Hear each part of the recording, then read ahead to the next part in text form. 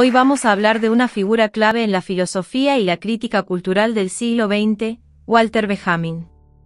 Este intelectual alemán, nacido en 1892 en Berlín, fue un pensador versátil que dejó una huella imborrable en campos tan diversos como la teoría estética, la crítica literaria y el materialismo histórico. Su vida terminó trágicamente en 1940, pero su legado ha crecido enormemente con el tiempo, convirtiéndose en una referencia esencial para entender el pensamiento contemporáneo. Benjamin era un verdadero ecléctico. Mezcló elementos de diferentes corrientes filosóficas como el idealismo alemán, el romanticismo, el marxismo occidental y el misticismo judío. Mantuvo estrechas relaciones con otros grandes pensadores de su época, como Bertolt Brecht y Geshem Cholem, y estuvo asociado con la famosa Escuela de Frankfurt, un grupo de intelectuales que revolucionó la teoría social y cultural. Entre sus obras más conocidas, destacan los ensayos, la obra de arte en la época de su reproductibilidad técnica y tesis sobre la filosofía de la historia. Estos textos revolucionaron la crítica de arte y la historiografía, y sentaron las bases para muchas discusiones que seguimos teniendo hoy en día sobre el arte, la cultura y la sociedad. Curiosamente, mientras algunos de sus contemporáneos como Hannah Arendt y Theodor Adorno debatían si Benjamin debía ser considerado un filósofo, él mismo veía su trabajo como un esfuerzo teológico, y rechazaba las fuentes tradicionales de autoridad revelada. Esta ambigüedad en su pensamiento es parte de lo que hace su obra tan fascinante y su influencia tan duradera. Walter Benjamin murió a los 48 años mientras huía de los nazis, al intentar cruzar la frontera franco-española en 1940. Su vida no alcanzó la fama que merecía. Hoy es recordado como uno de los intelectuales más importantes del siglo XX. En 1902, a la edad de 10 años, fue inscrito en la Escuela Kaiser Friedrich en Saarlattenberg. Su salud frágil lo llevó a pasar un tiempo en un internado en el campo, pero en 1907 regresó a Berlín para continuar sus estudios. Al cumplir 20 años, se matriculó en la Universidad de Friburgo. Volvió a Berlín para seguir estudiando filosofía en la Universidad de Berlín. Fue en este periodo que Benjamin entró en contacto con el sionismo, lo que le permitió desarrollar su propia visión del judaísmo, la cual llamó sionismo cultural. Para él, ser judío no era un fin en sí mismo, sino un compromiso con la promoción de la cultura europea, viendo al judaísmo como un portador distinguido de valores espirituales. Durante su tiempo en la universidad, se unió al movimiento juvenil alemán liderado por Gustav Wyneken, donde comenzó a destacar como orador y escritor. En este ambiente, conoció a importantes figuras como Geshem Cholem y Martin Buber. Su relación con el grupo juvenil no duró mucho.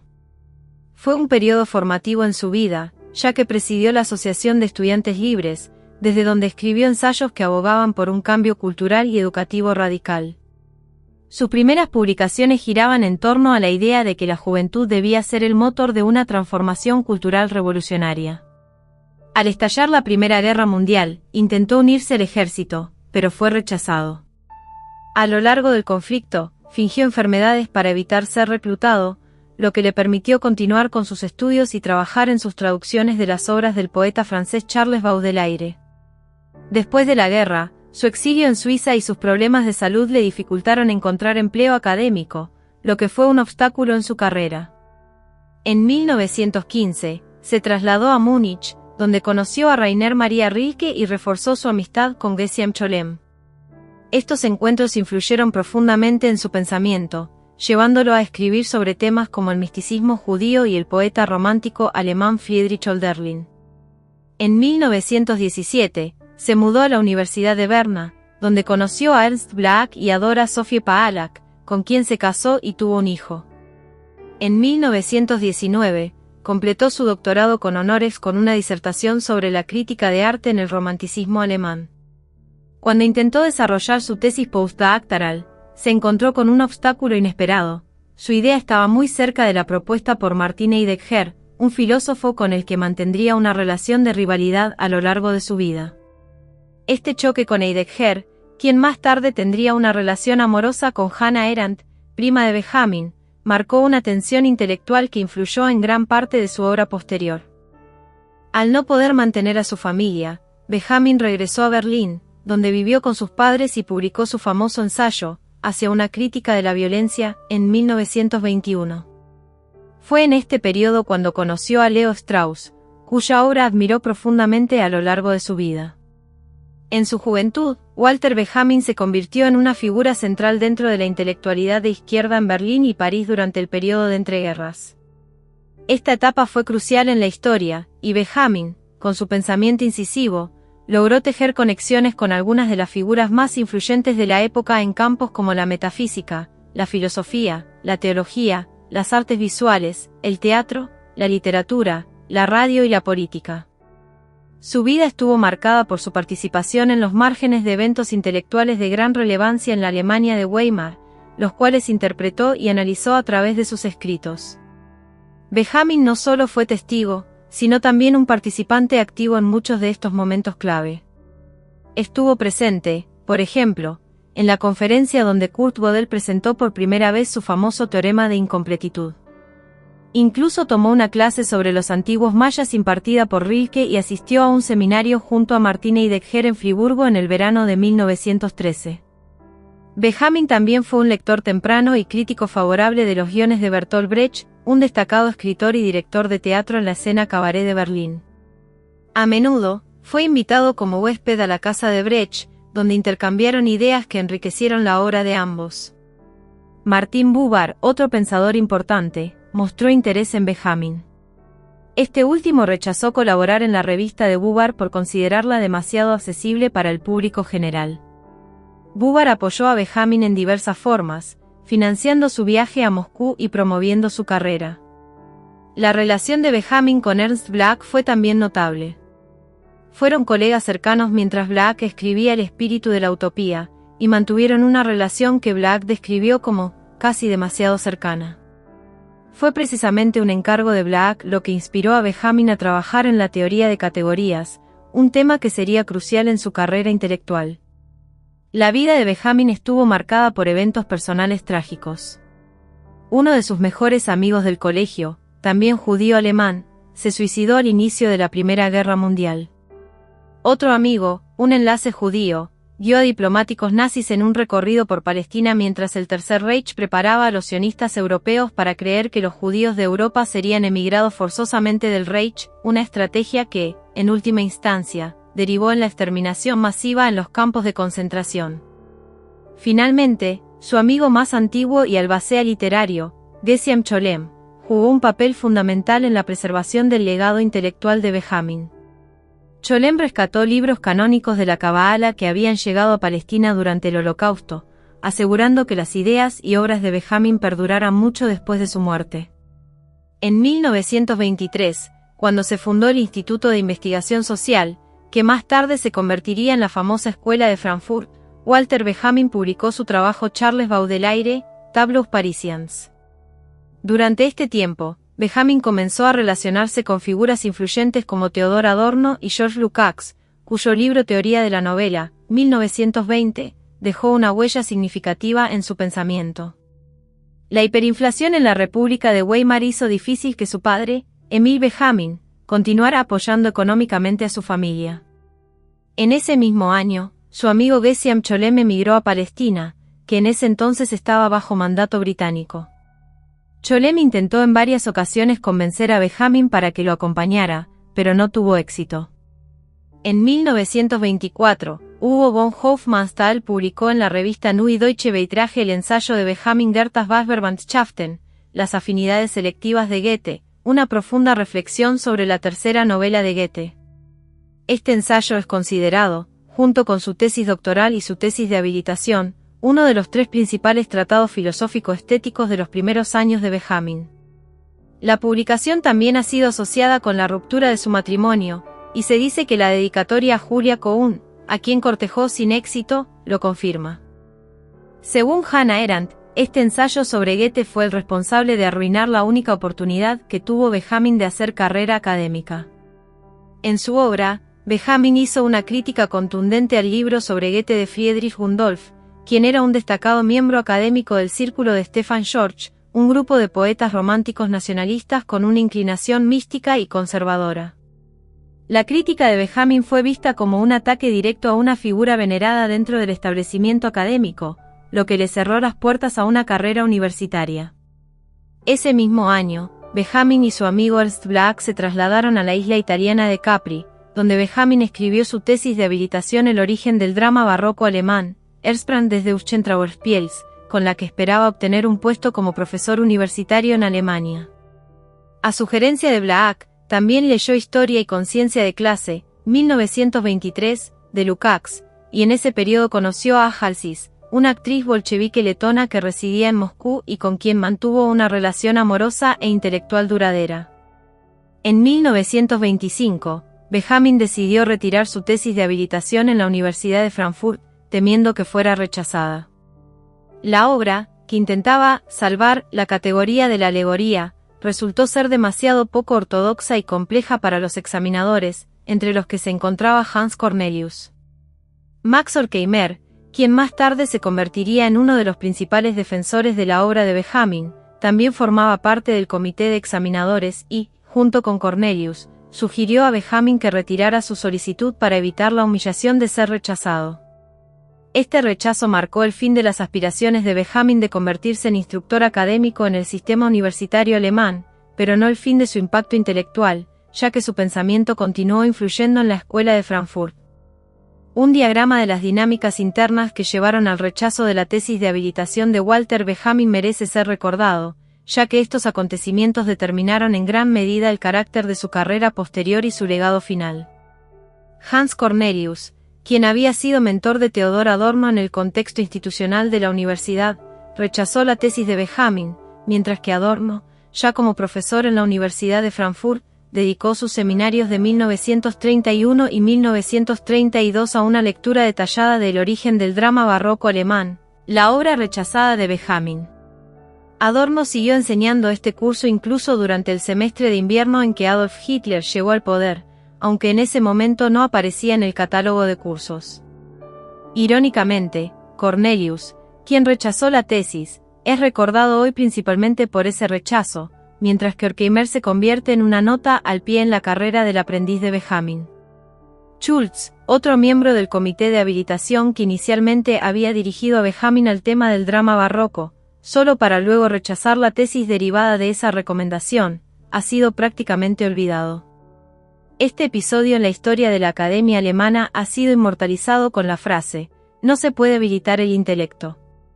Este fracaso académico resultó en la negativa de su padre a continuar apoyándolo financieramente, lo que obligó a Benjamin a ganarse la vida como crítico profesional y traductor ocasional. Trabajando con Franz Hessel, tradujo los primeros volúmenes de En busca del tiempo perdido de Marcel Proust. Al año siguiente, en 1926, comenzó a escribir para los periódicos alemanes Frankfurter Zeitung y Die Literarische Welt, lo que le permitió residir en París durante varios meses. En diciembre de 1926, el mismo año en que murió su padre, Benjamin viajó a Moscú para encontrarse con A. Halsey, quien estaba enferma en un sanatorio. Durante su estancia en Moscú, la Junta Editorial de la Gran Enciclopedia Soviética le pidió que escribiera un artículo sobre Goethe para la primera edición de la enciclopedia. El artículo fue finalmente rechazado, con Anatoly Lunacharsky, el comisario del pueblo para la educación en ese momento, caracterizándolo como no enciclopédico. Solo una pequeña parte del texto preparado por Benjamin fue incluida en la enciclopedia, y durante su vida, el artículo completo no fue publicado. Una traducción al ruso del artículo fue publicada en la edición rusa de la obra de arte en la era de su reproductibilidad técnica en 1996. En 1927, Benjamin comenzó a trabajar en Das Passagenwerk, el libro de los pasajes, su obra magna inacabada, un estudio sobre la vida parisina del siglo XIX. Ese mismo año, vio a Geshem Cholem en Berlín por última vez y consideró emigrar de Alemania a Palestina. En 1928, Benjamin se separó de su esposa Dora, y 2 años más tarde se divorciaron oficialmente. En ese mismo año, publicó Einbahnstraße, calle de sentido único, y una revisión de su tesis de habilitación Ersprung des deutschen Trauerspiels, el origen del drama barroco alemán. En 1929, en Berlín, Sis, entonces asistente de Bertolt Brecht, presentó a ambos intelectuales. Durante ese tiempo, Benjamin también emprendió brevemente una carrera académica como instructor en la Universidad de Heidelberg. En 1932, cuando el ambiente en Alemania se tornaba cada vez más peligroso con la inminente llegada de Adolf Hitler al poder, Benjamin decidió abandonar temporalmente su país. Su destino, la isla española de Ibiza. Parecía un paraíso, pero la tranquilidad no duraría mucho.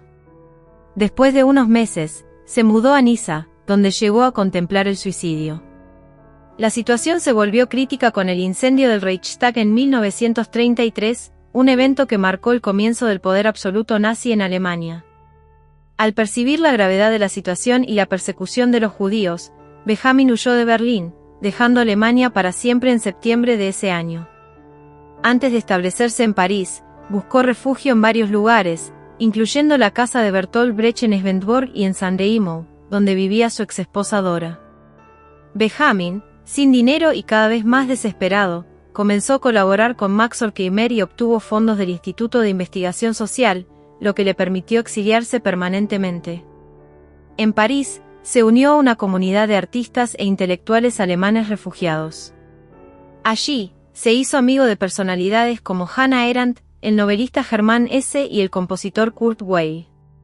En 1936, se publicó una primera versión de uno de sus trabajos más influyentes, la obra de arte en la era de su reproductibilidad técnica. Este ensayo, que se adelantaba a su tiempo, criticaba la autenticidad del arte producido en masa, y planteaba que una copia mecánica de una obra podía llegar a lugares donde el original nunca podría haber llegado. En 1937, trabajó en su ensayo sobre Charles Baudelaire, el París del Segundo Imperio en Baudelaire. Conoció al influyente intelectual Georges Bataille y se unió al Collège de Sociologie. Más tarde criticaría su esteticismo prefascista. En 1938, hizo su última visita a Brecht, que estaba exiliado en Dinamarca, y pronto se enfrentó a un nuevo golpe. El régimen nazi despojó a los judíos alemanes de su ciudadanía. Convertido en una apátrida, Benjamin fue arrestado por el gobierno francés y encarcelado durante 3 meses en un campo de prisioneros cerca de Nevers, en la región de Borgoña. En 1940, mientras la Wehrmacht avanzaba sobre Francia, Benjamin y su hermana huyeron de París justo un día antes de que los nazis tomaran la ciudad. Gracias a Max Horkheimer, Benjamin obtuvo un visado para viajar a Estados Unidos, pero su destino final estaba lejos de ser seguro. Planeó escapar de la Gestapo viajando a través de España hacia Portugal, un país neutral, y desde allí, a los Estados Unidos. El viaje resultó ser mortal. Después de cruzar la frontera franco-española y llegar al pequeño pueblo de Portbou en Cataluña, Benjamin se encontró con una terrible noticia. El gobierno de Franco había cancelado todos los visados de tránsito y ordenado que las personas como él fueran devueltas a Francia, lo que para Benjamin significaba regresar a las garras de los nazis. Desesperado y sin salida, Benjamin decidió poner fin a su vida el 26 de septiembre de 1940, ingiriendo una sobredosis de morfina. Su compañero de viaje, el escritor Arthur Koestler, también intentó suicidarse con las mismas pastillas, pero sobrevivió. Lo más irónico es que, al día siguiente, las autoridades españolas permitieron a los demás miembros del grupo continuar su viaje, quizás conmocionados por el suicidio de Benjamin. La vida de Benjamin estuvo marcada por su interacción con 3 figuras claves, Geshem Cholem, Bertolt Brecht y Theodor Adorno. Cada uno de ellos representaba una influencia filosófica distinta, y la lucha interna de Benjamin por reconciliar estas ideas es lo que hace su trabajo tan único y complejo. Mantenía una intensa correspondencia con Cholem, Brecht y Adorno, lo que lo sumergía en una mezcla de misticismo judío, marxismo y teoría crítica. Cholem, un erudito en la mística judía, introdujo a Benjamin en las profundidades de la Cábala. Por otro lado, Brecht, un dramaturgo y teórico marxista, lo impulsó hacia una visión materialista de la historia. Adorno, con su crítica social y estética desde la Escuela de Frankfurt, ofreció una perspectiva crítica del capitalismo y la cultura. Estas influencias a menudo chocaban, y Benjamin nunca logró resolver completamente las tensiones entre ellas. Fue precisamente este conflicto lo que enriqueció su obra. Paul de Man, un influyente crítico literario, argumenta que la obra de Benjamin fluye dinámicamente entre estas 3 tradiciones intelectuales, ofreciendo una crítica poderosa a través de su justaposición. Un ejemplo brillante de esta síntesis se encuentra en su famosa obra Tesis sobre la filosofía de la historia. Lo interesante es que algunos estudiosos, como Jason Josephson Storm, han señalado que el interés de Benjamin por el esoterismo occidental también influyó en su pensamiento. Benjamin se inspiró en la cábala judía, y tomó ideas de ocultistas y figuras del New Age como Eric Gutkind y Ludwig Kleisches. Estos elementos esotéricos, junto con la interpretación marxista de Karl Korsch, quien introdujo a Benjamin a una comprensión avanzada del marxismo, moldearon profundamente su pensamiento en sus obras posteriores, como el Libro de los Pasajes. Una de las ideas más poderosas de Benjamin se encuentra en su novena tesis sobre la filosofía de la historia. Aquí, Benjamin presenta la famosa imagen del ángel de la historia, inspirada en el cuadro Angelus Navas de Paul Klee. El ángel, con la mirada fija en el pasado, ve una sola catástrofe que sigue acumulando escombros ante sus pies, mientras es empujado inexorablemente hacia el futuro por una tormenta que él llama progreso. Esta metáfora refleja la visión de Benjamin sobre la historia, un proceso lleno de destrucción y caos, donde la idea de progreso es en realidad una fuerza devastadora. En su obra, también hace una profunda conexión con el concepto cabalístico de Tikkun, la idea de reparar el mundo reuniendo los fragmentos dispersos de lo divino. Fusionó este concepto con el surrealismo, argumentando que la liberación vendría al liberar material colectivo reprimido. Para Benjamin, cada segundo de la historia era una oportunidad para que el Mesías entrara, lo que subraya su creencia en la urgencia y el potencial del presente. La obra de arte en la era de su reproductibilidad técnica. Benjamin nos invita a reflexionar sobre cómo la tecnología ha transformado nuestra relación con el arte. Imagina un cuadro icónico, como la Mona Lisa. Ahora piensa en todas las reproducciones de esa imagen que has visto, desde pósters hasta tazas de café. Benjamin sostiene que cada vez que reproducimos una obra de arte, algo esencial se pierde, lo que él llama el aura. El aura es esa presencia única que tiene una obra en el tiempo y el espacio, algo que no puede ser replicado. Pero con la llegada de la fotografía y el cine, esa aura comienza a desvanecerse porque se vuelve difícil experimentar una obra de arte en su contexto original. Benjamin introduce el concepto de inconsciente óptico, que se refiere a nuestra capacidad de ver y desear cosas en las imágenes sin siquiera darnos cuenta. Esto nos lleva a una nueva forma de percibir el mundo, donde a menudo absorbemos información de manera automática, sin prestarle la atención que quizás se merece.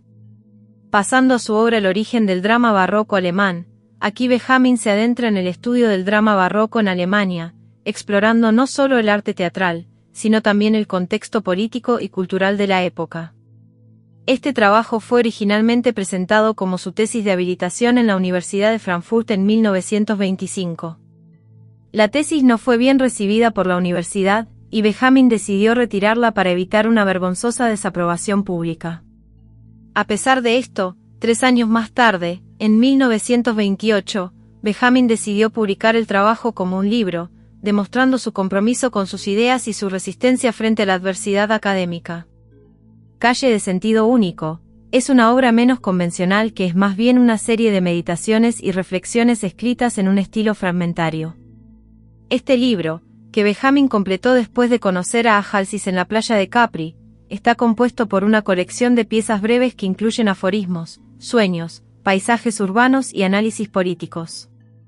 Es un collage literario que, según algunos críticos, tiene una estructura similar a las primeras novelas gráficas o a los collages de sonido en el cine. Lo interesante de Calle de sentido único es cómo Benjamin utiliza la forma para romper con las narrativas lineales tradicionales, ofreciendo en su lugar un mosaico de pensamientos que reflejan la complejidad de la vida moderna. En muchos sentidos, este libro es un reflejo de cómo Benjamin veía el mundo, un lugar lleno de capas, de detalles escondidos y de conexiones inesperadas. El Libro de los Pasajes es una obra monumental que Benjamin dedicó a estudiar la vida parisina, centrándose especialmente en los pasajes cubiertos, conocidos como passages couverts de París. Estos pasajes eran calles techadas que protegían a las personas del mal tiempo, permitiéndoles seguir con sus paseos y observaciones. En estos lugares, surgió una cultura única de flânerie, un término francés que describe el acto de vagar sin rumbo fijo, observando la vida urbana y disfrutando de las pequeñas escenas de la ciudad. Utilizó su estilo fragmentario característico para explorar el surgimiento de la cultura urbana moderna en Europa.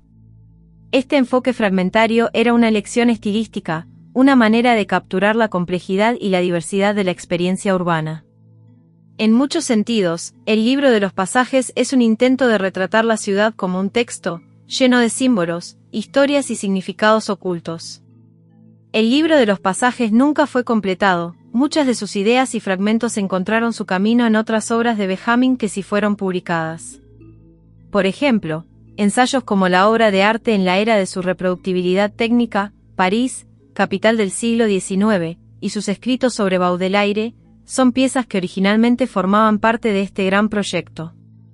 Estos ensayos fueron desarrollados como textos independientes, pero todos llevan la marca de la visión de Benjamin sobre la vida moderna y la ciudad.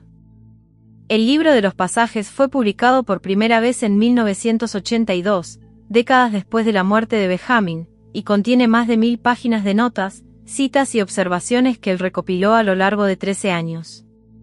A través de este vasto material, intenta captar la esencia de París y, por extensión, de la modernidad europea. El estilo de Benjamin, descrito por su amigo Geshem Cholem, tiene una cualidad casi mística. Cholem decía que sus textos parecían destinados a ser citados como una especie de escritura sagrada, con una claridad que a veces puede ser engañosa, ya que lo que hoy parece evidente puede volverse oscuro con el tiempo, y viceversa. Por otro lado, la escritora Susan Sontag señaló que las frases de Benjamin no siguen una progresión lógica tradicional. En lugar de eso, cada frase parece contener una totalidad de significado, como si cada una fuera un momento congelado, de intensa concentración. Este estilo, barroco congelado, como lo llamó Sontag, hace que sus ensayos parezcan estar al borde de la autodestrucción, terminando justo antes de desmoronarse bajo el peso de sus propias ideas. En sus escritos, Benjamin se muestra como un verdadero modernista, donde la filosofía se entrelaza con la literatura. Para él, la lógica filosófica no puede captar toda la experiencia humana, especialmente cuando se trata de la autorrepresentación a través del arte. Este enfoque lo vemos claramente en su ensayo La tarea del traductor, donde argumenta que toda traducción es, por naturaleza, una deformación del texto original. Estas deformaciones no son necesariamente negativas, de hecho, pueden revelar aspectos ocultos del texto original, mostrando nuevas verdades filosóficas cuando se colocan en el contexto adecuado. En 1968, el pensador y artista alemán Matthias Neutert fundó la primera internacional Walter Benjamin Gesellschaft, o Sociedad Internacional Walter Benjamin.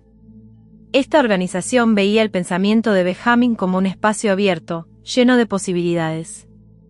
Los miembros de la sociedad se sentían liberados para usar sus ideas como una guía para el cambio social y cultural. En palabras de Neutert, era como un edificio con todas las puertas, ventanas y trampillas abiertas, invitando a la exploración y al debate. En el año 2000, se creó una nueva versión de la Sociedad Internacional Walter Benjamin. Esta organización se registró en Karlsruhe, Alemania, y continuó con el mandato de Benjamin de desafiar el conformismo. Con miembros de 19 países, tanto europeos como de fuera de Europa, la sociedad se ha convertido en un foro internacional para el estudio y la discusión del pensamiento de Benjamin. Han realizado conferencias y eventos en ciudades como Barcelona, Berlín, Roma, Zúrich, París y más, explorando su impacto en la modernidad del siglo XX. En 2017, el proyecto de los pasajes fue reinterpretado en una exposición titulada Los pasajes, Arte Contemporáneo y Walter Benjamin, organizada por Jens Hoffman en el Museo Judío de Nueva York. Esta muestra presentó 36 obras contemporáneas que representaban los 36 convolutos del proyecto de Benjamin, mostrando cómo sus ideas siguen resonando en el arte actual. Más recientemente, en 2022, el filósofo ruso Igor Chubarov creó un canal en Telegram llamado Radio Benjamin, dedicado a la difusión de los trabajos de Benjamin en ruso. La influencia de Benjamin también se refleja en la forma en que se le recuerda. En Berlín, una placa conmemorativa está ubicada en la residencia donde vivió entre 1930 y 1933. En París, otra placa marca el lugar donde vivió durante sus últimos años en la ciudad. En 2001, se creó una plaza llamada Walter Benjamin Platz en el distrito de Charlottenburg-Wilmersdorf en Berlín. En Portbou, España, donde Benjamin terminó su vida, se erigió una escultura conmemorativa por el artista Dani Keravan. Esta escultura fue encargada para marcar el 50º aniversario de su muerte y sirve como un recordatorio conmovedor de su trágica historia y su inmenso impacto intelectual. Si te ha gustado el contenido y deseas contribuir al crecimiento continuo de este canal, te invito a considerar la posibilidad de suscribirte a mi canal de YouTube. Puedes hacerte miembro por menos de 3 euros al mes. En el apartado de tienda, podrás acceder al merchandising de Estudio Alejandría. No solo estarás apoyando mi creatividad y esfuerzo, con tus compras, sino que también tendrás acceso exclusivo a contenido más detallado y enriquecedor. Como suscriptor, formarás parte de una comunidad comprometida con el desarrollo y la exploración de nuevos temas. Tu apoyo es fundamental para seguir creando contenido. Únete a la comunidad y sé parte de esta emocionante aventura.